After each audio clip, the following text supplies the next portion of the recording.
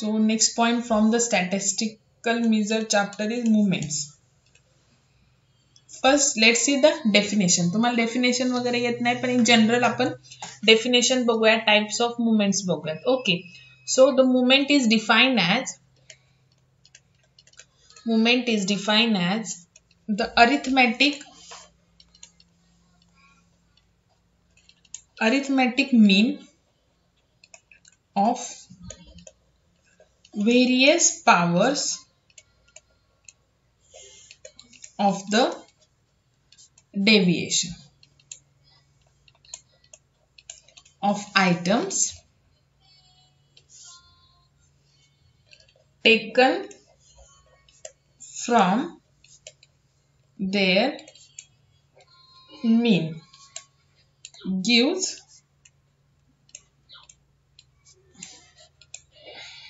required power of movement of distribution. आता ह्याचं meaning काय की आता already you have studied the mean, mode, standard deviation in previous semester. Okay, so ह्याच्यामध्ये आपल्याला फक्त मीन लागणार आहे. सो बघा it is, so what is mean by the movements. जसं मीन आपण काय करतो की एक मिड व्हॅल्यू कॅल्क्युलेट करतो.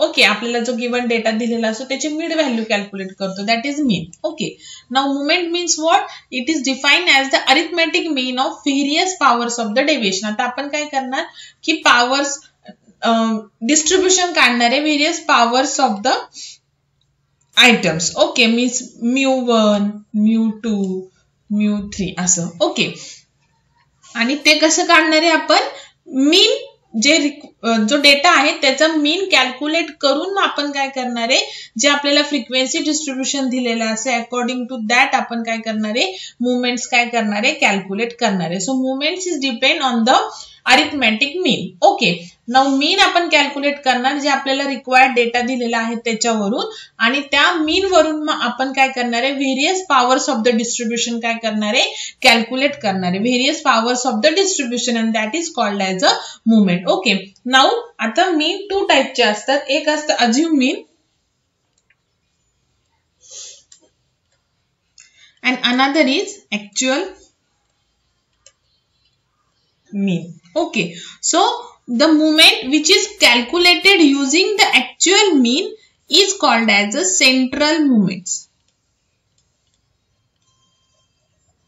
Okay, the movement which is calculated using the actual mean is called as the central movement, and the movement which is calculated using the assumed mean is called as a raw movement.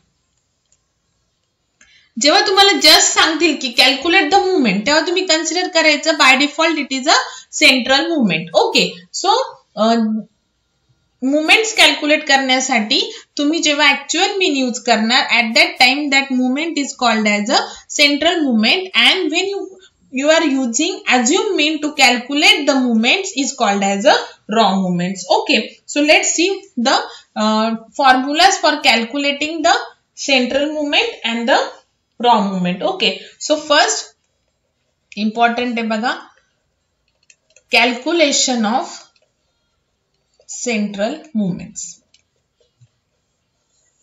Okay, now here individual series म्हणजे जेव्हा frequency देत नाही तुम्हाला, फक्त data देतात, तेव्हा मीन calculate करून central movements कसं कॅल्क्युलेट करायचं, आणि फ्रिक्वेन्सी डिस्ट्रीब्युशन बोथ वेनी बघणार आहे. तुम्हाला सिलेबस मध्ये फ्रिक्वेन्सी डिस्ट्रीब्युशननीच आहे सेंट्रल मुवमेंट, पण आपण दोन्ही पण वे बघणार आहे. जेव्हा फ्रिक्वेन्सी देत नाही तेव्हा आपण मुवमेंट कसं कॅल्क्युलेट करणार. ओके, सो आपण व्हेरियस पॉवर्स कॅल्क्युलेट करणार आहे. सो μ1 आपण कॅल्क्युलेट करणार आहे using the formula summation of d divided by n.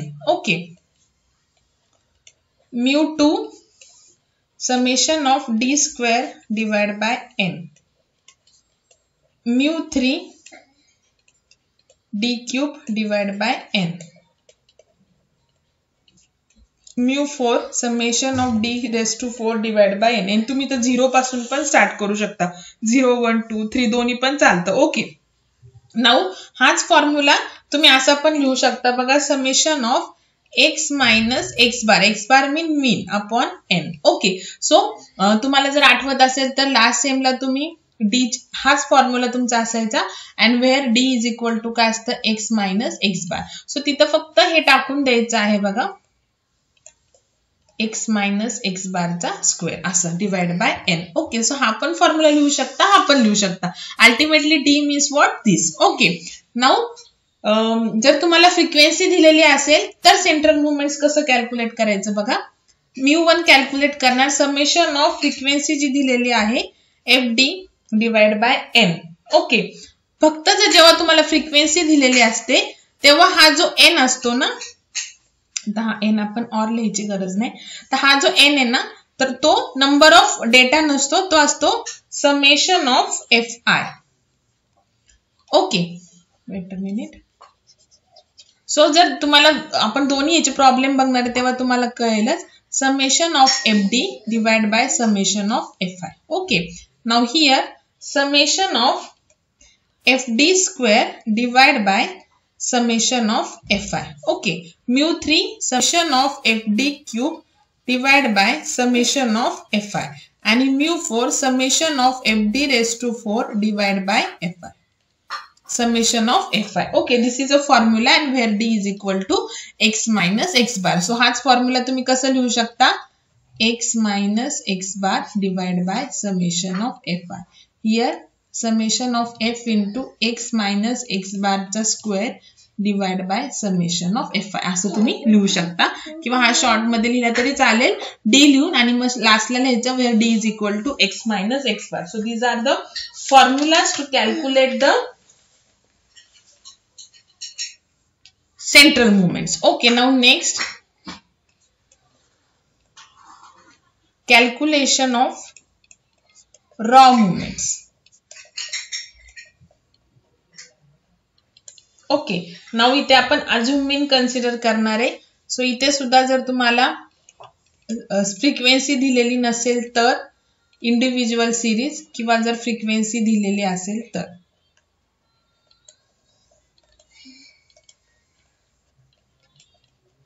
Okay, now weight a minute.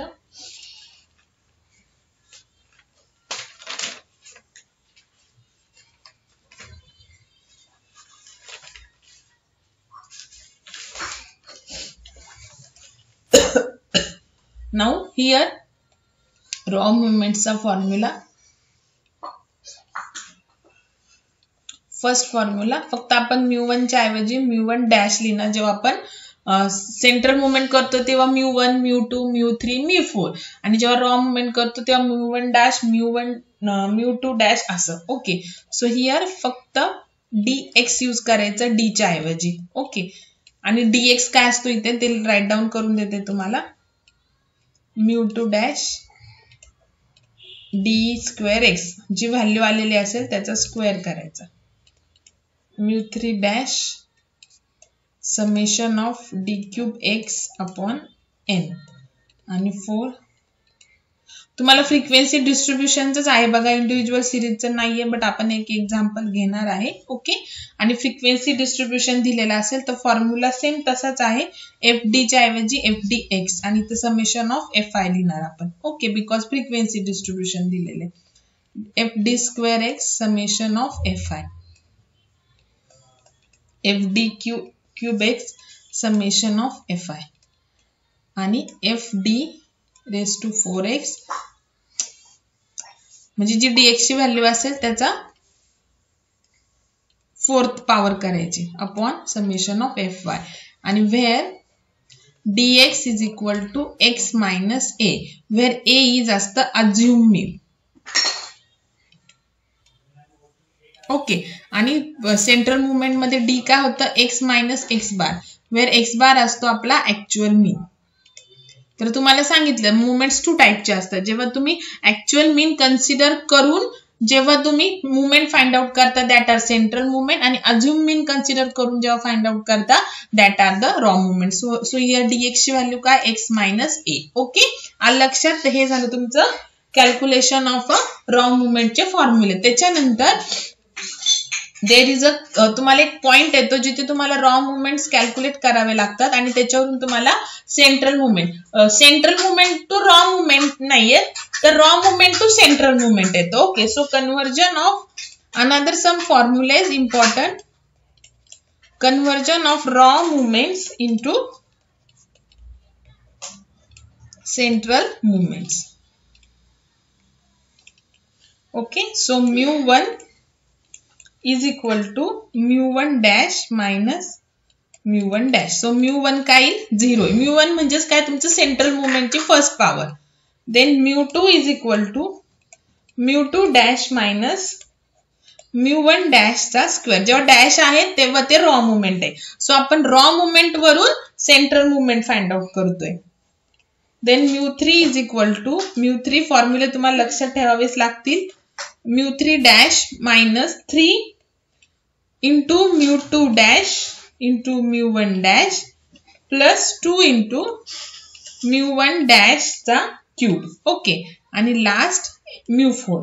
So mu4 dash minus 4 into mu cube dash into mu1 dash plus 6 into mu2 dash into mu1 dash चा square minus 3 into mu1 dash raised to 4. So हे फॉर्म्युले तुम्हाला you have to remember this formula. म्हणजे असं काही लक्षात ठेवण्यासारखं याच्यामध्ये एखादी trick नाहीये, तुम्हाला हे लक्षातच ठेवावं लागेल सगळं. ओके, सो बघा इथे बघा mu3 कॅल्क्युलेट करतोय तेव्हा 3 2 1 असं करायचंय. 4 3 2 1. Okay, so these are the formulae when these formulas are required when we have to convert the raw movements into the central movements. Okay, now जे ऍप्लिकेशन आहे बघा सेंट मुवमेंट्स की मुवमेंट्स आपण का कॅल्क्युलेट करू, त्याच्यावरून आपल्याला n नंबर ऑफ अजून ज्या प्रॉपर्टीज असतात डिस्ट्रीब्युशनच्या त्या मिळतात बघा. So we can say that importance of a movements, that is application of the movements. Okay, now movements जे आपल्याला प्रॉब्लेम सॉल्व करण्यासाठी बेसिक थिअरी लागते ती घेते मी. So movements helps in determining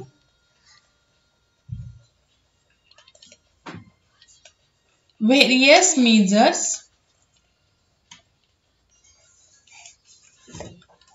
such as standard deviation,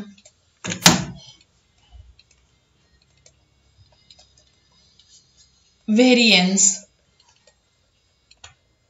skewness. बघा skewness आपल्याला calculate करायचंय आणि कुर्टोसिस और कर्टोसिस as follow. जेव्हा तुम्ही सेंट्रल मुवमेंट, आपण मुवमेंटचे इम्पॉर्टंट म्हणण्यापेक्षा सेंट्रल मुवमेंट, तर त्या सेंट्रल मुवमेंटचे तर फॉर्म्युले तुम्हाला कळाले. जेव्हा तुम्ही सेंट्रल मुवमेंट कॅल्क्युलेट करता mu1 mu2 mu3 mu4, so depends on this value we are getting of a central movement. आपल्याला या सेंट्रल मुवमेंट वरून अजून कशाच्या व्हॅल्यू मिळतात, variance, standard deviation, skewness and kurtosis. Okay, now first बघा तुम्ही mu1 वरून तुम्हाला सपोज डायरेक्टली सेंट्रल मुवमेंट 1 दिलेली असेल त्याच्यावरून तुम्ही मीन पण फाइंड आउट करू शकता. बघा मीनची व्हॅल्यू पण तुम्ही फाइंड आउट करू शकता. कशी फाइंड आउट करणार बघा, फर्स्ट जो इम्पॉर्टन्स आहे बघा मीन कॅल्क्युलेट करण्यासाठी सेंट्रल मुवमेंट म्हणजे reverse x bar that is mean is equal to a plus mu1 dash. Okay, where a is a assumed mean. Okay, now second central variance तुम्ही calculate करू शकता जर तुमच्याकडे mu2. So mu2 ची जी value आहे that is your variance. आणि एकदा का तुमच्याकडे व्हेरियन्स आला की तुम्ही स्टँडर्ड डेव्हिएशन पण कॅल्क्युलेट करू शकता. सो स्टँडर्ड डेव्हिएशनचा फॉर्म्युला काय आहे, square root of variance, that is square root of mu2. म्हणजेच काय की सेंट्रल मुवमेंट्स तुम्हाला मिळाले की तुम्ही त्याच्यावरून स्टँडर्ड डेव्हिएशन कॅल्क्युलेट करू शकता, मीन कॅल्क्युलेट करू शकता. स्टँडर्ड डेव्हिएशन कसं कॅल्क्युलेट करू शकता, mu2 मीन्स द व्हेरियन्स आणि व्हेरियन्सचा स्क्वेअर रूट काढला तर you will get the standard deviation. Third property काय आहे, using central movement you can find out the skewness. So स्क्यूनेसचा फॉर्म्युला काय बघा, बीटा 1 इज इक्वल टू μ3 चा स्क्वेअर अपॉन μ2 चा क्यूब. बघा तुमच्याकडे हे सेंट्रल मुवमेंट्स आहेत, त्याच्यावरून तुम्ही skewness that is β1 find out करू शकता. μ3 चा स्क्वेअर अपॉन μ2 चा क्यूब. μ3 चा स्क्वेअर अपॉन μ2 चा क्यूब. ओके. आणि तुम्ही फोर्थ जे इम्पॉर्टंट आहे ते आहे कर्टोसिस. ओके. सो कर्टोसिसचा फॉर्म्युला काय आहे बघा, β2 इज इक्वल टू μ4 अपॉन μ2 चा स्क्वेअर. सो तुमच्याकडे सेंट्रल मुवमेंट जर असेल तर त्याच्यावरून तुम्ही 4 to 5 रिझल्ट्स करू शकता calculate. Mean, variance, standard deviation, skewness and the kurtosis. Okay. So बघा, if you have central movements μ1, μ2, μ3 and μ4, so from the central movement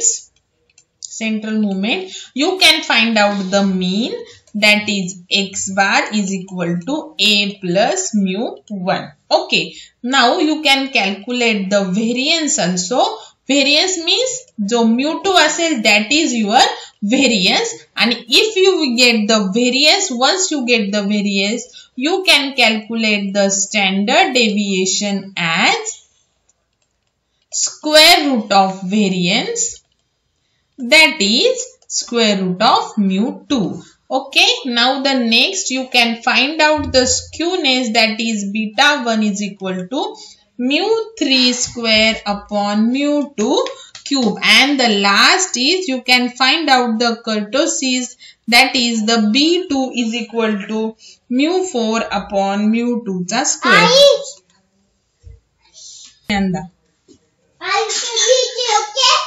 sorry for the disturbance. Okay. So तुम्हाला main हे find out करायचं आहे, skewness, kurtosis. Standard deviation तुम्ही already find out केलेला आहे previous Semla, तर इथे पण आपण करणार आहे, बट तुमच्यासाठी न्यू काय आहे, skewness and kurtosis. Okay. So आपण जस्ट सिंपल वे मध्ये बघूया what is mean by the skewness and what is mean by the kurtosis. Then we will start with the examples. Okay. So skewness,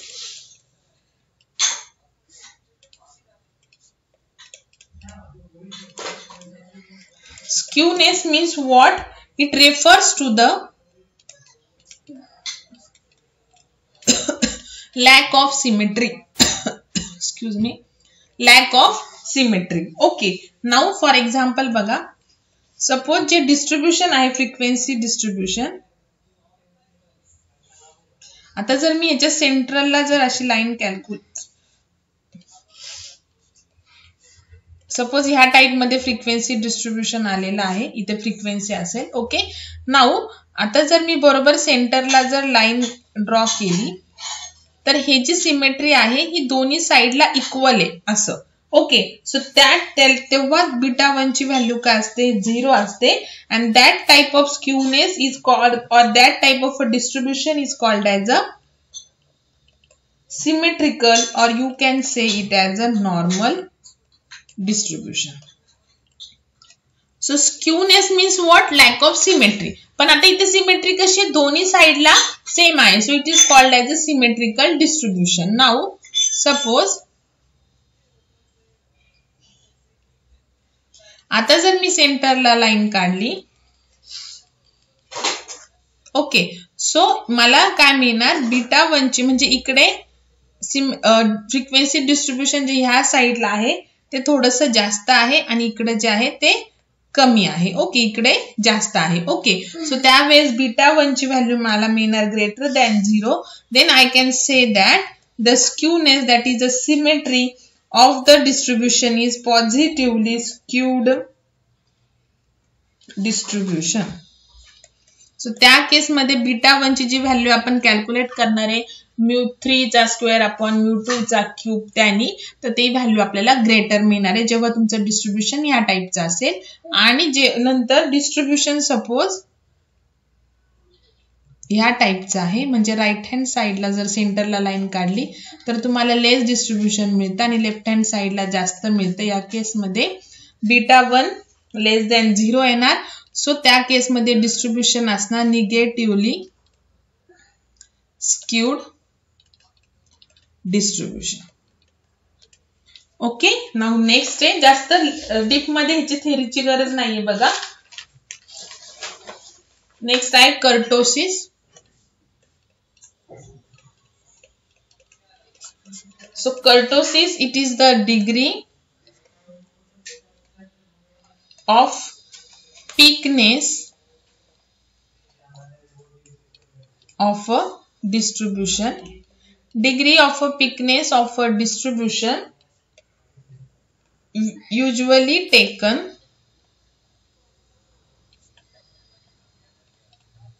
relatively to normal distribution. जे आपलं skewness आहे normal डिस्ट्रीब्युशनचा, so त्याच्यावरून आपण kurtosis find out करतो आणि it is a degree of a peakness, म्हणजे सगळ्यात high frequency. Peakness means what? Highest frequency. Okay, so degree of a peakness, जी हायेस्ट फ्रिक्वेन्सी कुठे आहे, सो ते फाइंड आउट करणं म्हणजे काय झालं? कर्टोसिस झालं. ओके, ह्याच्यामध्ये पण 3 टाइप्स आहेत बघा. सपोज फ्रिक्वेन्सी डिस्ट्रीब्युशन असं आहे, so this is a over peak, म्हणजे हाय फ्रिक्वेन्सी ह्याच्यामध्ये over peak distribution. Over peak distribution. So this type of distribution is called as leptokurtic और कर्टिक.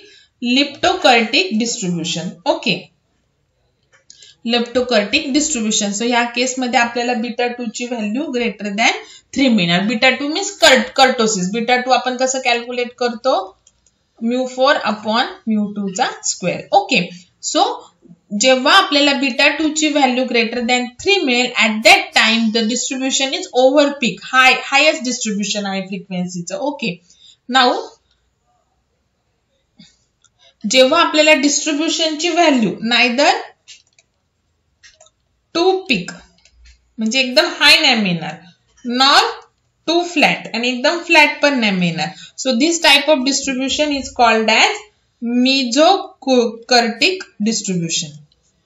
आणि ह्याच्यामध्ये β2 ची व्हॅल्यू काय असणार? Equal to 3. सो जेव्हा तुम्ही β2 कॅल्क्युलेट करणार, दॅट इज कर्टोसिस कॅल्क्युलेट करणार according to the central movement, आणि जर तुम्हाला त्याची व्हॅल्यू exact 3 मिळाली, then you can say that that distribution is mesokurtic. Means what?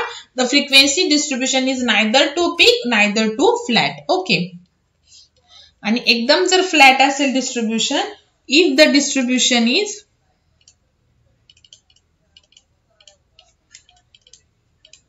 too flat, then that is called as platykurtic. तर शक्यतो आपल्याला प्लॅटिकर्टिक डिस्ट्रीब्युशन मिळतं. प्लॅटिकर्टिक. सो ह्या केसमध्ये β2 ची व्हॅल्यू आहे ती लेस दॅन 3 मिळते. ओके, सो हे झालं प्लॅटिकर्टिक. सो तुम्हाला काय येतं एक्झामला? Calculate the central movement, according to the central movement calculate the standard deviation, variance, skewness and kurtosis, and find out the which type of a skewness and the kurtosic distribution are. मग तुम्ही β1 आणि β2 च्या value वरून find out करणार. Okay, now let's see the example one by one.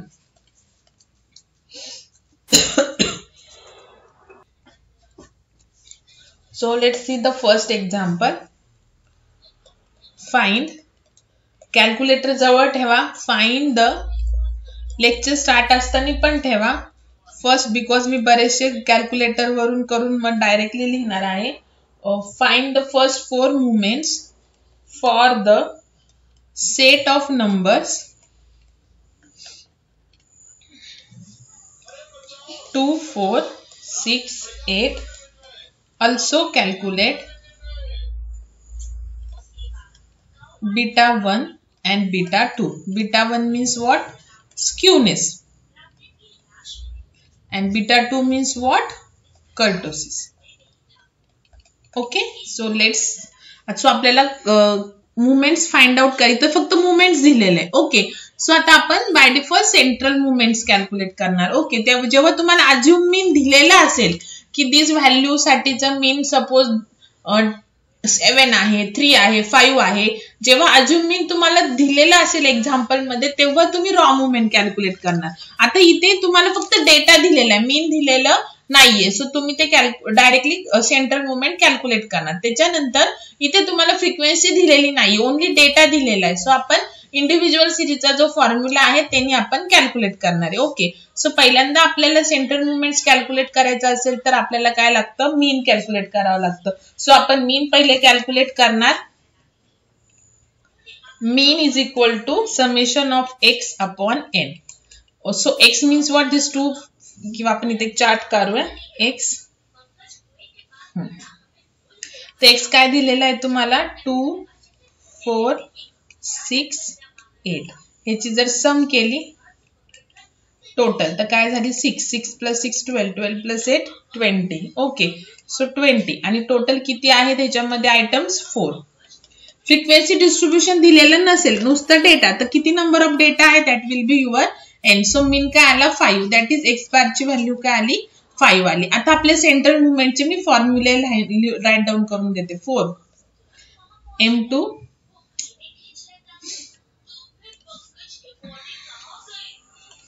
μ1 μ2 μ3 and μ4. So μ1 चा formula काय सांगितला मी, summation of D upon M. Okay, μ2 चा काय, summation of D square upon N. ह्याचं काय, summation of D cube upon N. आणि μ4 चा summation of D raise to 4 upon N, where D ची व्हॅल्यू काय असते, X minus x bar. So आपल्याला डी लागतोच आहे. सो इथे डी कॅल्क्युलेट करू आपण, that is X minus x bar. त्याच्यानंतर एकदा डी कॅल्क्युलेट झाला की आपल्याला डी स्क्वेअर पाहिजे, डी क्यूब पाहिजे आणि डी रेस टू 4 पाहिजे. ओके, त्यांची सम पाहिजे ना. सो हा आपला एक्स आहे आणि एक्स बार आपल्याला काय मिळालेला आहे, 5. सो एक्स मायनस एक्स बार म्हणजे डी. सो 2 - 5 काय आलं, -3. 4 - 5 काय आलं, -1. 6 एक्स मायनस एक्स बार, 6 - 5 काय आलं, 1. 8 - 5 काय आलं, 3. तर याची सम करा, कारण इथे समेशन ऑफ μ1 साठी समेशन ऑफ डी लागते. सो काय येतं, ह्याची 0 येते. ओके, -3 + 3 गेले, -1 + 1 गेले. Now D square. सो -3 चा स्क्वेअर 9, -1 चा स्क्वेअर 1, 1 चा स्क्वेअर 1, 3 चा स्क्वेअर 9, 0 चा आता इथे आपण टोटल करणार. सो 9 9 18 19 20 20 टोटल आहे. डी क्यूब, कोणत्या पण निगेटिव्ह नंबरचा क्यूब म्हणजे आपल्याला निगेटिव्ह व्हॅल्यू मिळते. 1 चा क्यूब 1, 1 चा क्यूब 1, 3 चा क्यूब 27, 20 - 27 + 27 गेले. आता ऍडिशन करतोय ना आपण खाली. सो इथे 1 + 1, सॉरी इथे पण -1 येईल. सो इथे अगेन आपल्याला काय मिळणार, 0 मिळणार. आणि डी रेस टू 4. सो 3 चा रेस टू 4 इवन नंबर करायचे. सो पॉझिटिव्ह व्हॅल्यू मिळेल 81. 1 चा 4th व्हॅल्यू, 1 ची 4th पॉवर 1 आणि 3 ची परत इथं 81. किती झाले, 81 81 162 163 164. Okay, so calculate the μ1. Summation of D, summation of D काय आले, 0. सो इथे व्हॅल्यू काय येणार, 0. समेशन ऑफ डी स्क्वेअर काय आले, 20 आणि एन काय आपला 4. सो इथे व्हॅल्यू काय आली, μ2 5. त्याच्यानंतर डी क्यूब ची सम परत काय आली, 0. सो इथे आपल्याला 0 मिळणार. आणि डी रेस टू 4 काय आला, 164. त्याची सम काय आली, 164 आणि divide by 4. So it will give you 16 आणि 41. ओके, सो हे झाले आपले फर्स्ट 4 मुवमेंट्स आपण कॅल्क्युलेट केलेले आहेत. आता मी हा चार्ट रफ करते, तुम्ही राईट डाऊन करून घ्या. मी रफ करण्याच्या आधी व्हिडिओ पॉज करू. ओके, आता आपल्याला β1. सो आपण आता तुम्हाला जरी स्क्यूनेस आणि कर्टोसिस दिले तरी आपण आता बघा स्टँडर्ड डेव्हिएशन पण आपण फाइंड आउट करू. ओके, सो स्टँडर्ड डेव्हिएशन साठी आपल्याला पहिल्यांदा व्हेरियन्स कॅल्क्युलेट करावा लागतो. दॅट इज व्हेरियन्स म्हणजेच काय, μ2. μ2 ची व्हॅल्यू काय आली आहे, 5. So standard deviation means what, square root of variance, that is square root of 5. So direct कॅल्क्युलेटरनी स्क्वेअर रूट ऑफ 5 कॅल्क्युलेट करा. पॉइंट मध्ये आन्सर आलं तरी चालतं. याच्यामध्ये सायंटिफिक कॅल्क्युलेटर ओपन करा. Wait a minute, calculator open करते.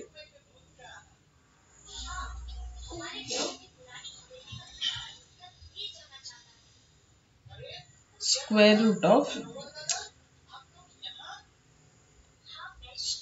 of 5. So it's 2.23 standard deviation. Now beta 1 आपल्याला find out करायला लावलाय. That is skewness.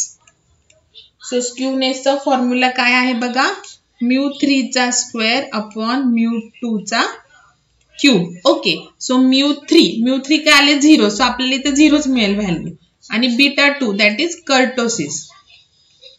कर्टोसिसचा फॉर्म्युला काय, mu4 अपॉन mu2 चा स्क्वेअर. सो mu4 आलेला आहे 41 आणि mu2 आलेला आहे 5. 5 चा स्क्वेअर आला 25. जर मी आता इथे असं केलं 41 डिवाइड बाय 25 कॅल्क्युलेटरवर, I will get 1.64. Okay, so बघा स्क्यूनेस आलेला आहे 0, that is beta 1 equal to 0 आहे. आता मी तुम्हाला जे 3 टाइप्स दिलेले आहेत स्क्यूनेसचे, त्याच्यामध्ये बीटा 1 ची व्हॅल्यू जेव्हा 0 येते तेव्हा डिस्ट्रीब्युशन कसं असतं, सिमेट्रिकल डिस्ट्रीब्युशन असतं. Okay, so according to the value of B1 and B2, beta 1 and beta 2, we can say that the skewness is symmetrical skewness or symmetrical distribution, because beta 1 काय आलाय 0, beta 2 काय आलेला आहे लेस than 3 आलेला आहे. So आपण ह्याला म्हणू शकतो प्लॅटी कर्टोसिस. लक्षात, ठीक आहे. सो असं तुम्हाला एक्झाम्पल येतं. आता जर तुम्हाला फ्रिक्वेन्सी डिस्ट्रीब्युशन दिलेलं नसेल तर ह्या वेनी कॅल्क्युलेट करायचं आहे. नाउ नेक्स्ट, आता तुम्हाला सिलेबस मध्ये ऍक्च्युअल फ्रिक्वेन्सी डिस्ट्रीब्युशन आहे, जर आलाच एखादा प्रॉब्लेम तर हे तुम्हाला असं सॉल्व्ह करायचं आहे. नाउ फ्रिक्वेन्सी डिस्ट्रीब्युशन दिलेलं असेल तेव्हाचे आपण आता 1-2 एक्झाम्पल घेऊया. Calculate the first 4 movements about mean for the following distribution. Find standard deviation, skewness and kurtosis. Okay, so काय दिलेलं आहे बघा, एक्स आणि एफ दोन्ही पण दिलेले आहे, म्हणजे इथे आपल्याला फ्रिक्वेन्सी पण दिलेली आहे. लेंदी एक्झाम्पल होतात बघा थोडेसे, म्हणजे जास्त कॅल्क्युलेशन करावे लागतात. एक्झाम्पल इझी आहे, तुम्हाला माहितीच असेल, तुम्ही प्रिव्हियस सेमिस्टर मध्ये मीन मोड कॅल्क्युलेट केला असेल. ओके, सो तसेच इथे पण कॅल्क्युलेशन्स आहेत बघा.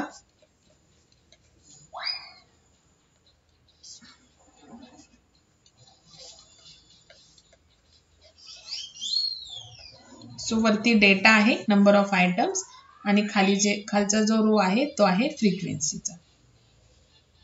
ओके, सो फ्रिक्वेन्सी दिलेली आहे. सो आता आधी आपण काय करणार आहे, एक चार्ट कॅल्क्युलेट करून घेणार आहे. ठीक आहे, सो आपल्याला जे जे रिक्वायर्ड व्हॅल्यू लागणार आहे ते त्या चार्ट मध्ये आपण घेणार आहे बघा. सो आपल्याला एक्स दिलेला आहे, फ्रिक्वेन्सी दिलेली आहे. ओके, सो एक्स काय दिलेले आहे आपल्याला लाईनशीर लिहून घ्या, 0 to 8. 0 1 2 3 4 5 6 7 8. थोडंसं मी स्मॉल लिहिते बघा, बिकॉज आपल्याला टोटल पण करायचे आहे खाली. त्याच्यानंतर 0 ची फ्रिक्वेन्सी 1, फ्रिक्वेन्सी बरोबर लिहा जी दिलेली आहे तीच, 56 70 56 28 8 and 1. ओके, नाउ ह्याची जर सम केली तर काय काय येतं बघा, 1 + 2 3 3 + 3 6 6 + 4 10 15 21 28 28 and 8 36. ओके, ह्याची सम करूयात आपण कॅल्क्युलेटरने. आता 1 + 8 + 28 + 56 + 70. कॅल्क्युलेटर सोबत ठेवा लेक्चर स्टार्ट असताना, एकदा क्रॉस चेक करत जा, कधी कधी मिस्टेक होऊ शकते, पण प्रोसेस सेम आहे आपली. ह्याची सम आली 256. ओके, नाउ आता आपण पहिल्यांदा मीन कॅल्क्युलेट करू, that is x bar. So summation of x upon n. Okay, so number of items किती आहे तिथे 9. 1 2 3 4 5 6 7 8 9 आणि समेशन ऑफ एक्स काय 9 आणि समेशन ऑफ एक्स काय आलंय 36. सो इथं काय आलं आता तुमचं 4 आला मीन. ओके, नाउ आता μ1 चा फॉर्म्युला लिहिते जेव्हा फ्रिक्वेन्सी डिस्ट्रीब्यूशन दिलेलं असतं FD upon summation of FI. μ2 चा formula summation of FD square upon summation of FI. Okay, so μ3 चा formula summation of FD cube upon summation of FI आणि μ4 चा formula summation of FD raise to 4 upon summation of FI. Okay, so काय काय लागते ते आता आपण calculate करून घेऊ. सो पहिले आपण D कॅल्क्युलेट करणार, त्याच्यानंतर FD, मग FD square, FD cube and last FD raised to 4. Okay, so frequency 1 आणि D. तर D कसा कॅल्क्युलेट करतो आपण x मायनस x बार. सो पहिले आपण D कॅल्क्युलेट करून घेऊ. सो x बार काय आलाय 4 आणि x काय 0. सो x मायनस x बार म्हणजे इथे काय येईल -4 येईल. नंतर 1 minus 4 minus 3, 2 minus 4 minus 2, 3 minus 4 minus 1, 4 minus 1 0, 5 minus 4 1, 6 minus 4 2. उलटा येतं बघा, ह्याच्या रिव्हर्स जातात, निगेटिव्हचं पॉझिटिव्ह होत राहतं. ओके, नाउ आता आपल्याला FD करायचंय. सो F इंटू इथे FD लागते बघा, समेशन ऑफ FD इथलं. ओके, सो FD पहिले करून घ्या. 1 minus 4 minus 4, 8 into minus 3 minus 24, इथे येईल मायनस 56, इथं परत येईल मायनस 56, इथे येईल 70 इंटू 0 0, इथे येईल 56, इथे 28 इंटू 2 56, 8 इंटू 3 24 आणि 1 इंटू 4 4. आता जर मी याची सम केली तर बघा -4 प्लस 4 आहे 0, -24 प्लस 24. सो ह्याची जर मी सम केली तर मला काय मिळेल 0 मिळेल. सो इथे आपल्याला काय मिळणार, समेशन ऑफ FI काय आहे 256 आणि समेशन ऑफ FD काय आलं 0. सो बाय डिफॉल्ट मला काय मिळणार व्हॅल्यू μ1 ची 0. Okay, now FD square. So FD square कसं कॅल्क्युलेट करायचं, D चा स्क्वेअर करायचा आणि त्याला F ने मल्टिप्लाय करायचं. सो D चा स्क्वेअर 16, 4 आहे ना -4, 16 इंटू 1 16. ओके, नाउ आता मी कॅल्क्युलेट करते बघा कॅल्क्युलेटरनी. त्याच्यानंतर आहे 3 चा स्क्वेअर 9, 9 इंटू 8 72. नाउ 2 चा स्क्वेअर -2 चा स्क्वेअर 4, 28 इंटू 4 1112. ओके, नाउ 1 चा स्क्वेअर 1, 1 इंटू 56 56, इथे 0 येऊन जाईल. इथे 1 चा स्क्वेअर 1, 1 इंटू 56 56, 2 चा स्क्वेअर 4, 4 इंटू 28 1112, 3 चा स्क्वेअर 9, 9 इंटू 8 78 आणि इथं 4 चा स्क्वेअर 16, 16 इंटू 1 16. आता ह्याची जर मी सम केली तर बघा आता मला सम काय मिळते, 16 plus 72 plus 112 plus 56 plus 0 plus 56 plus 112 plus 72 plus 56. So it will 552 512. इथे 16 आहे, मी 56 केलं. सो मायनस मी इथे 16 आहे ना, 4 चा स्क्वेअर 16 इंटू 1 16, मी इथं 56 ऍड केलं. सो -46 करते. सो इट विल -40 जर केलं तर काय मिळालं इथे,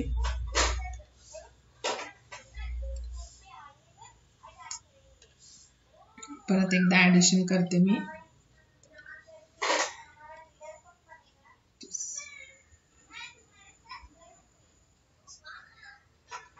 512. सो हे आलं 512. सो FD स्क्वेअर काय आला 512 समेशन ऑफ FI या फ्रिक्वेन्सीची सम सेकंड कॉलम. सो काय आली आपली 256. सो याचा आन्सर काय आलं 2 आलं. Okay, now μ3. So D cube म्हणजे -4 चा क्यूब इंटू 1. सो हा -4 आहे. सो मायनस असल्यामुळे त्याचा जर क्यूब केला तर आपल्याला आन्सर मायनस मिळेल. सो -4 चा क्यूब आला -64 आणि into F that is 1. So answer आले इथे -64. ओके, नाउ नेक्स्ट -3 चा cube -27. -27 into 8 minus 3 into 3 9 9 into minus बरोबर आहे -3 चा क्यूब -3 चा क्यूब into f काय आहे 8 ना, so it is -260. okay, now -2 चा cube -8 into 28 is frequency, so हे आलं -8 into 28, so हे आलं -224. now -1 चा क्यूब -1 -1 into 56 -56. now हे तर 0 येऊन जाईल. ओके, now 1 चा क्यूब 1 into 56 56. 2 चा क्यूब 8 आणि 8 into 28 जस्ट आपण केलं, फक्त मायनसच्या ऐवजी प्लस येणार 224. ओके, नाव इथं सेम वरचंच आहे बघा, फक्त इथं मायनसच्या ऐवजी प्लस, आणि इथं 4 चा क्यूब 64 64 into 1 64. सो इथे कॅल्क्युसम केली तर 0 येऊन जाईल. सो इथं काय 0/256 म्हणजे μ3 काय आला 0 आला. लास्ट आता df into d⁴. So d -4 चा म्हणजे d चा एक्सक्यूज मी पॉवर 4 करायचा, त्याला f नी मल्टिप्लाय करायचं. सो आता पॉझिटिव्हच येऊन जाईल बिकॉज इवन पॉवर आहे. So 4⁴ 256 into 1 256. Okay, now 3⁴. So 3⁴ येतं 81 into 8 आलं 648. नाउ हियर -2⁴ म्हणजे आलं 2⁴ आलं 16 into 28 448. Now here 1⁴ 1 into 56 56. इथं तर 0 येऊन जाईल. 1 इथं परत 56 रिव्हर्स येईल बघा. 2 इथे परत 448 येईल. आपण ऑलरेडी कॅल्क्युलेट केले. इथं 648 आणि इथं 256 येईल. ओके, आता ह्यांची ऍडिशन करूयात आपण.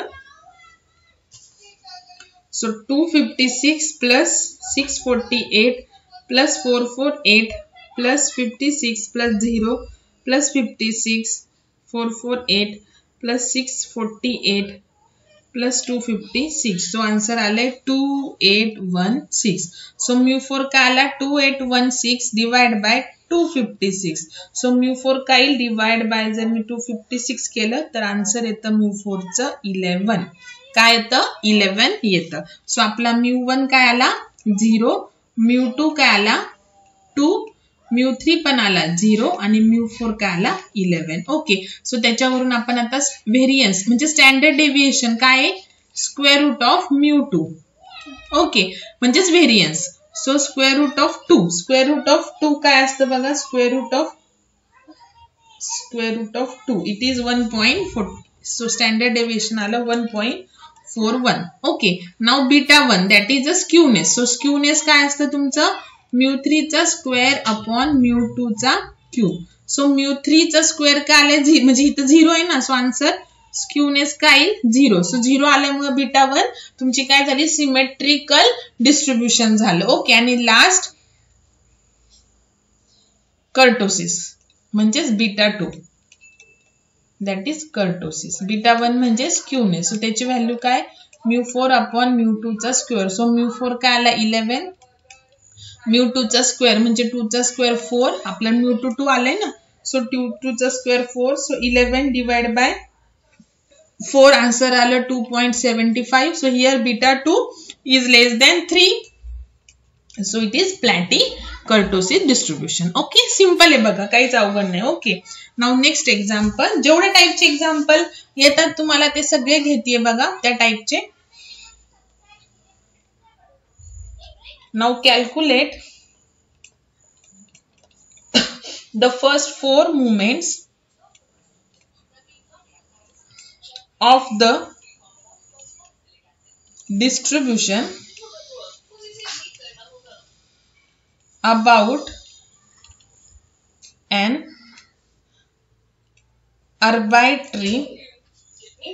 अर्बायट्री किंवा त्यालाच काय म्हणतात अज्युम मीन. म्हणजे आता तुम्हाला रॉ मुवमेंट्स कॅल्क्युलेट केल्यानंतर मग त्याच्यावरून तुम्हाला सेंट्रल मुवमेंट्स कॅल्क्युलेट करायच्या आहेत. Okay. Also find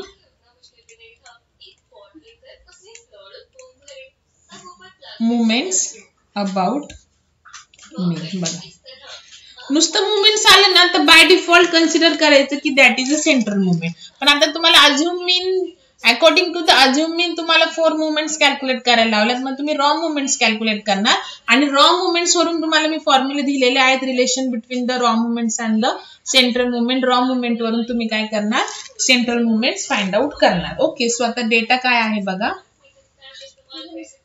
class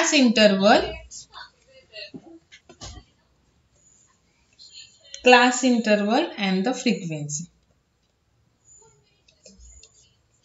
So class interval 60 to 62, frequency suppose 5, 63 to 65, 80, 66 to 68, 42, 69 to 71, 27, and 72 to 74, 8.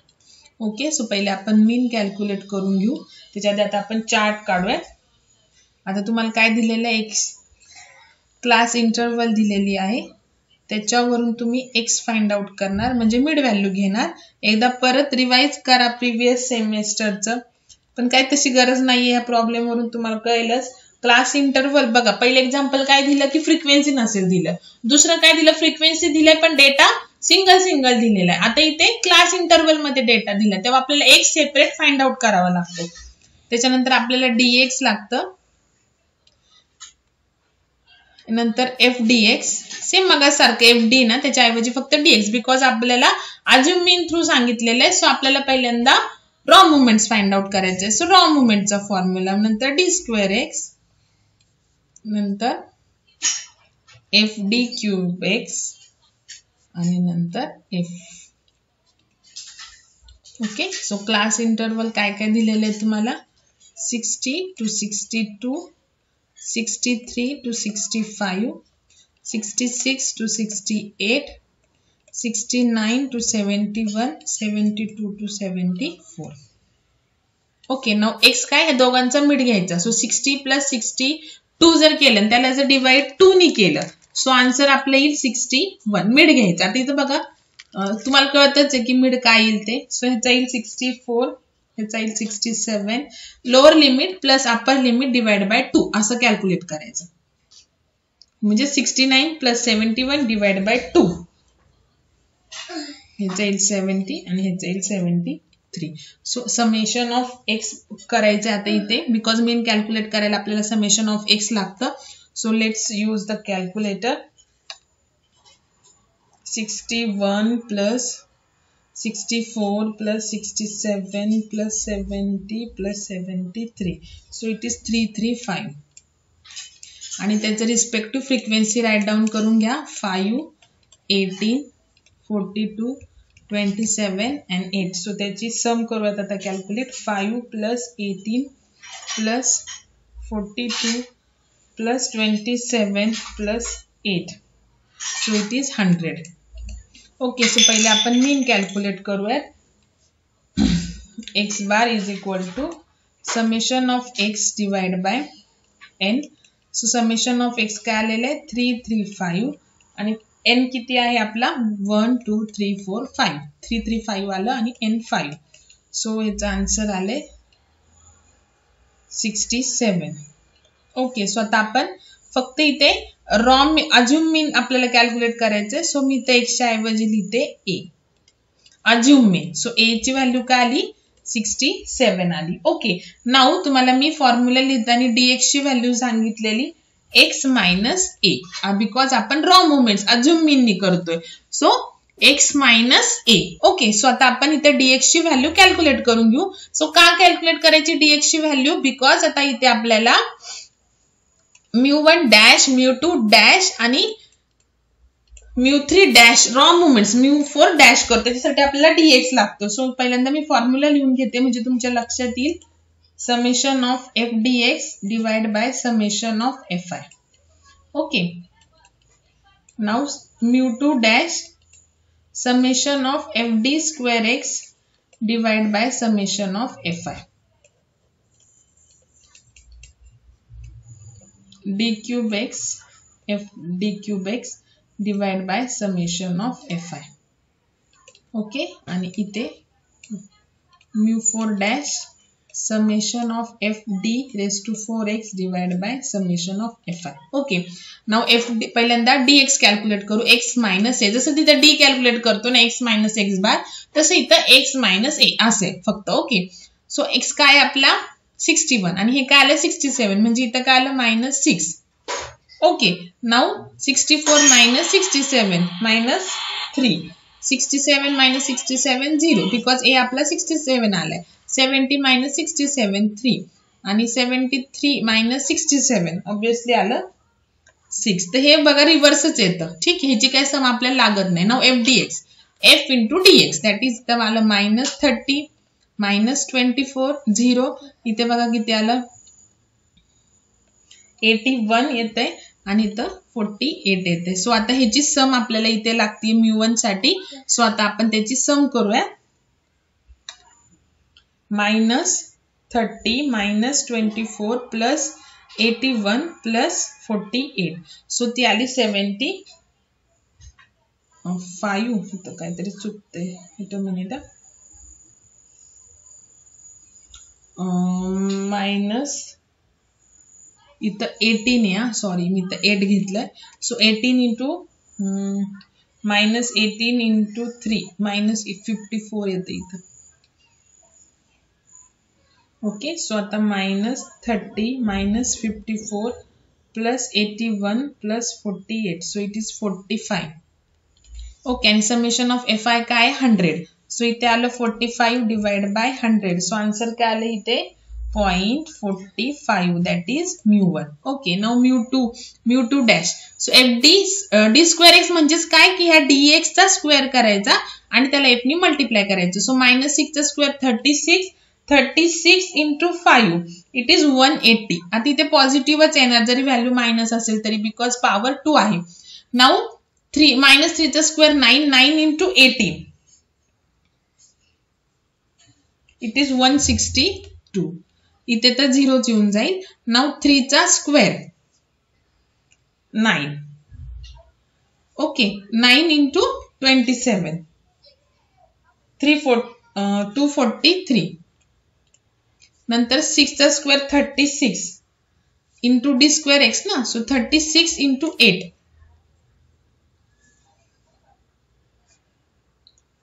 288. Now ह्याची सम करूयात आपण.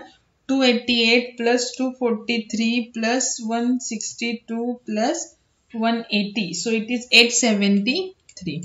So इथे काय आलं 873 डिवाइड बाय 100 म्हणजे काय आलं 8.73 आलं. Okay, now F D cube x. So -6 चा क्यूब म्हणजे आता ते क्यूब असल्यामुळे सगळं मायनस येईल. सो -6 चा क्यूब आला -216 आणि त्याला f ने मल्टिप्लाय केलं दॅट इज 5 ने मल्टिप्लाय केलं.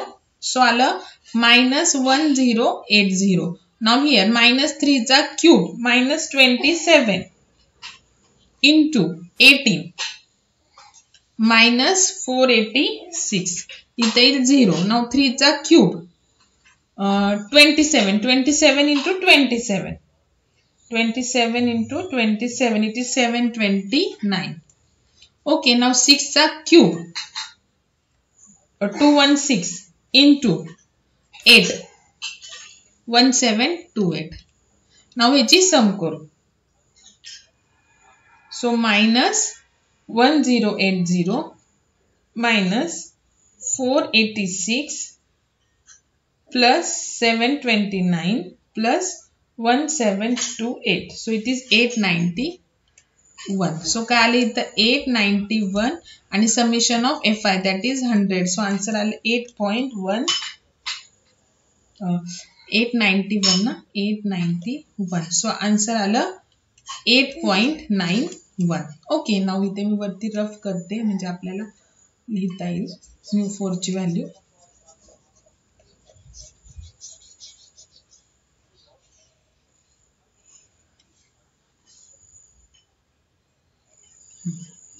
Now mu dash 4 summation of f d raised to 4x upon summation of fi.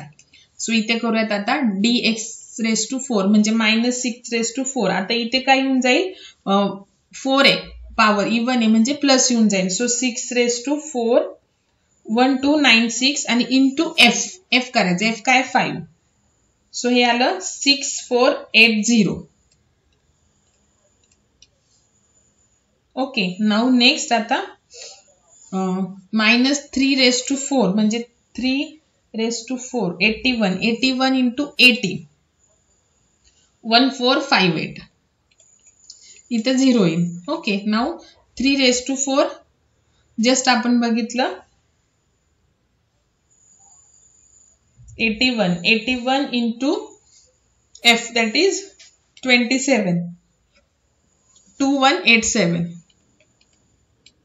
Okay, now here 6 raised to 4 1296 into f8 that is 10,368. आता ह्याची सम करू. 10,368 2187 plus 1458 plus 6480. So आली 20493. So इथे येईल 20493 divided by 100. So answer is 204.93. Okay, so आपल्याला μ1 dash μ2 dash μ3 dash आणि μ4 dash मिळालं म्हणजे रॉ मोमेंट्स मिळालं. रॉ मोमेंट्स का आपण कॅल्क्युलेट केलं बिकॉज आपल्याला मोमेंट्स कॅल्क्युलेट करायला सांगितलेले according to the assume mean arbitrary mean. Okay, आणि त्याच्यानंतर आपल्याला परत सांगितले also find the moments about the mean. About the mean म्हणजे आपला actual mean. So about the mean आपण म्हणजेच काय सेंट्रल मुवमेंट. तर आपल्याला रॉ मुवमेंट मिळाले. सो आपल्याकडे सेंट्रल मुवमेंटचे फॉर्म्युला दिलेले आहेत मी तुम्हाला. युजिंग द रॉ मुवमेंट्स त्यांनी आपण आता सेंट्रल मुवमेंट्स फाइंड आउट करूयात. तुम्हाला सांगितलं की ते फॉर्म्युले तुमच्या लक्षात ठेवायचेच आहेत. सो इथे मी परत एकदा ते राईट डाऊन करते फॉर्म्युले. सो μ1 आपण μ1 चा जो फॉर्म्युला आहे तो आहे बघा μ1 डॅश मायनस μ1 डॅश म्हणजे ऑब्विसली आपल्याला 0च मिळून जाणार. ओके, नाउ μ2 डॅश μ1 मधून μ1 ची व्हॅल्यू ही आहे त्याच्यातून तीच मायनस केली तर 0च मिळणार आहे. सो रॉ मुवमेंट वरून जेव्हा आपण सेंट्रल मुवमेंट्स फाइंड आउट करतो तेव्हा आपल्याला μ1 ऑलवेज काय मिळतो 0च मिळतो. नाउ सेंट्रल मुवमेंट μ2 चा फॉर्म्युला μ2 डॅश मायनस μ1 डॅश चा स्क्वेअर. सो μ2 डॅश काय आला आपला 8.73 मायनस μ1 डॅश काय आलाय 0.45 त्याचा स्क्वेअर. सो इथे मी आता डायरेक्ट कॅल्क्युलेट करते बघा. 8.73 मायनस ब्रॅकेट मध्ये 0.45 चा स्क्वेअर. सो आन्सर आलेला आहे 8.52. ओके, नाउ μ3 चा फॉर्म्युला आहे बघा.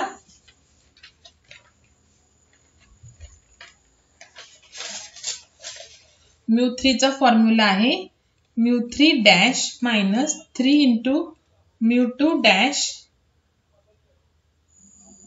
प्लस 2 इंटू μ1 डॅश चा क्यूब. सो μ3 डॅश किती आले आपला 8.91 मायनस 3 इंटू μ2 डॅश किती आहे 8.73 इंटू 2 इंटू μ1 डॅश चा क्यूब म्हणजे 0.45 चा cube. So let's solve this using calculator. 8.91 minus 3 into bracket मध्ये 8.73 plus 2 into 0.45 raise to cube. काहीतरी चुकलंय बघा याच्यामध्ये. ठीक आहे, आपण एक एक करूयात. 8.91 minus 3 into 8.73. So हे आलं minus 17.28 plus आता हे करूयात. Okay, so 2 into 0.45 raised to 3. So हे आलं minus 17.28. So काहीतरी आन्सर रॉंग येते. I will check the formula again.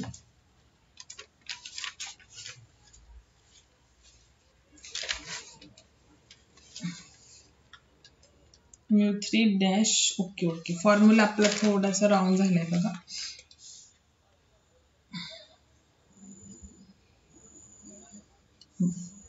So formula आहे mu3 dash minus 3 into mu2 dash into mu1 dash plus 2 into mu1 dash चा cube. Now mu3 dash किती आहे 8.91 minus 3 into mu2 dash आहे 8.73, mu1 dash आहे 0.45 plus इथे 2 into 0.45 raised to cube. Now I will calculate it. 8.91 minus 3 into 8.73 into 0.45 plus 2 into 0.45 raised to 3. So answer आलेला आहे ते mu3 चा -2.69 mu3 चा answer. Okay, now let's calculate the mu4. So आपल्याला आता मीन लागत नाहीये, सो ते मी रफ करते. Now last central movement mu4. So त्याचा फॉर्म्युला आहे बघा. फॉर्म्युला फक्त व्यवस्थित लक्षात ठेवा. mu4 dash minus 4 into mu cube dash into mu1 dash plus 6 into mu2 dash into mu1 dash चा square minus 3 into mu1 dash raised to 4. So mu4 dash किती आले आपलं 204.93 minus 4 into mu3 dash किती आहे 8.91, mu1 dash किती आहे 0.45 plus 6 into mu2 dash 8.73 into mu1 dash चा square. So 0.45 चा square minus 3 into mu1 dash raised to 4. So 0.45 raised to 4. So बघा कॅल्क्युलेशन आता 204.93 minus 4 into 8.91 into 0.45 plus 6 into 8.73 into 0.45 raised to 2 minus 3 into 0.45 raised to 4. So answer आलेला आहे right आहे 199.376. Okay, so हे झालं तुमचं centre movement. आता जर ह्याच्या पुढे तुम्हाला विचारलं असं स्क्यूनेस, स्टँडर्ड डेव्हिएशन, कर्टोसिस, तर ते तुम्ही फाइंड आउट करू शकता because you have now mu2, mu3 and value of the mu4. Okay, so आपण पहिले रॉ मुवमेंट्स का कॅल्क्युलेट केलं? व्हाय? बिकॉज आपल्याला अजून मीन थ्रू कॅल्क्युलेट करायला सांगितलेलं होतं. ओके, नाउ नेक्स्ट आता example, fourth example, last. The first 3 movements of a distribution. बघा थोडं वेगळ्या टाइपचं एक्झाम्पल आहे. The first 3 movements of the distribution about the value. बघा 3 movements तुम्हाला डायरेक्टली दिलेला आहे. About the value 2 म्हणजेच तुम्हाला about the mean दिलेला आहे. म्हणजेच तुम्हाला इथे काय दिलेलं आहे? assume mean. म्हणजेच हे मुवमेंट्स कोणते असतील जे की 3 मुवमेंट्स तुम्हाला दिलेले आहेत? Raw movements. Okay, of the variable are 1, 16 and -40. बघा 3 मुवमेंट्स दिलेले आहेत डिस्ट्रीब्युशनचे of the variables about the value 2 म्हणजे अबाउट द मीन, म्हणजेच ते कोणते असणार अज्युम मीन, आणि कोणते कोणते पहिले 3 मुवमेंट्स दिलेले आहेत म्हणजेच अबाउट द मीन दिलेले आहेत, अज्युम मीन दिलेले आहेत, डायरेक्टली व्हॅल्यू दिलेली आहे म्हणजे अज्युम मीन थ्रू दिलेले आहेत, म्हणजेच हे असणार μ1 डॅश μ2 डॅश आणि μ3 डॅश म्हणजे रॉ मुवमेंट्स असणार. Okay, find out.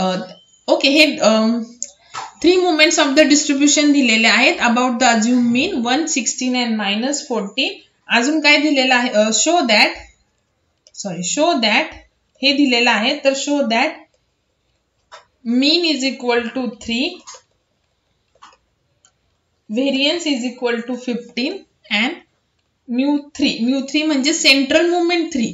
इथे आपल्याला μ1 डॅश μ2 डॅश आणि μ3 डॅश दिलेला आहे, ते -86 हे आपल्याला सांगायचं आहे, हे शो दॅट करायचं आहे. सो ए ची व्हॅल्यू काय दिलेली आहे 2, that is assume mean. Okay, आणि फर्स्ट 3 मुवमेंट अज्युम मीन म्हणजे फर्स्ट 3 मुवमेंट काय असतील, obviously raw movement. So m1 dash m2 dash 16 आणि m3 डॅश काय असेल -40. ओके, सो त्याच्यावरून आपण μ1 डॅश तुम्हाला मीन कॅल्क्युलेट करायचंय. सो μ1 चा फॉर्म्युला पहिले आपण सेंट्रल मुवमेंट फाइंड आउट करू a प्लस μ1 डॅश. ओके, हा एक फॉर्म्युला आहे बघा μ1 फाइंड आउट करायचा जेव्हा तुम्हाला मीन दिलेला असेल. हा अजून एक फॉर्म्युला आहे जो की मी तुम्हाला दिला नव्हता, तर हा एक लक्षात ठेवा. सो ए किती आहे 2 आणि μ1 डॅश किती आहे 1. सो सेंट्रल मुवमेंट 1 किती झाली 3 झाली. तर ही तर आपल्याला फाइंड आउट नाही करायचे, आपल्याला मीन फाइंड आउट करायचे. मग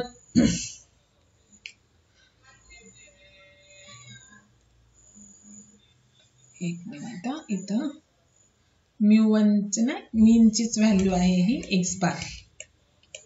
okay, so mean that is x बार काय आला आपला 3 आला. ओके, हा फॉर्म्युला आहे हा मीनचा. ठीक आहे, रॉ मुवमेंट m1 μ1 वरून मीन फाइंड आउट करायचं. सो आपलं शो दॅट मीन आलेलं आहे. ओके, नाऊ आता व्हेरियन्स. तर व्हेरियन्स तुम्हाला माहिती आहे, व्हेरियन्स म्हणजेच काय μ2. ओके, सो μ2 चा formula according to the raw movements आपण जस्ट बघितला आहे बघा प्रिव्हियस एक्झाम्पलला, μ2 डॅश मायनस μ1 डॅशचा स्क्वेअर. सो μ2 डॅश किती आहे तुमचा 16 मायनस μ1 डॅशचा स्क्वेअर दॅट इज 1 चा स्क्वेअर. सो तुमचा μ2 दॅट इज व्हेरियन्स काय येणार 15 येणार, जे की आपल्याला शो दॅट करायचं आहे. ओके, आणि μ3 काय शो दॅट करायचं आहे -86. सो μ3 चा फॉर्म्युला टाका, μ3 dash minus 3 μ2 dash into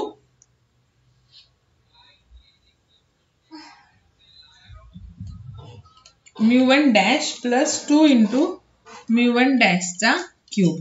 so μ3 dash किती आहे -40 minus 3 into μ2 dash 16 μ1 dash 1 plus 2 into 1 चा क्यूब. सो ह्याला सॉल्व करूयात. इथे किती झाले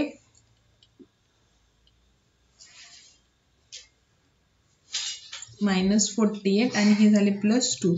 so -40 -48 -88 plus 2 that is -86. So μ3 काय आला आपला -86. सो तुम्हाला फर्स्ट 3 मुवमेंट दिलेले डिस्ट्रीब्युशनचे, बट अबाउट द मीन दिलेलं. सो आपण हे कन्सिडर केले रॉ मुवमेंट्स आणि त्याच्यावरून आपल्याला शो दॅट करायचं होतं मीनची व्हॅल्यू, व्हेरियन्सची व्हॅल्यू आणि μ3 ची व्हॅल्यू. मीनची व्हॅल्यू जर तुम्हाला अज्युम मीन आणि म्यू डॅश दिलेला असेल रॉ मुवमेंट, तर तुम्ही ह्या फॉर्म्युलानी फाइंड आउट करू शकता. आणि व्हेरियन्स दॅट इज μ2 माहिती आहे तुम्हाला आणि μ3. ओके, सो हे एवढे एक्झाम्पल ह्या टाईपचेच एक्झाम्पल करा, तेवढे मोर दॅन इनफ आहे. ओके, काही प्रॉब्लेम असेल तर मला मेसेज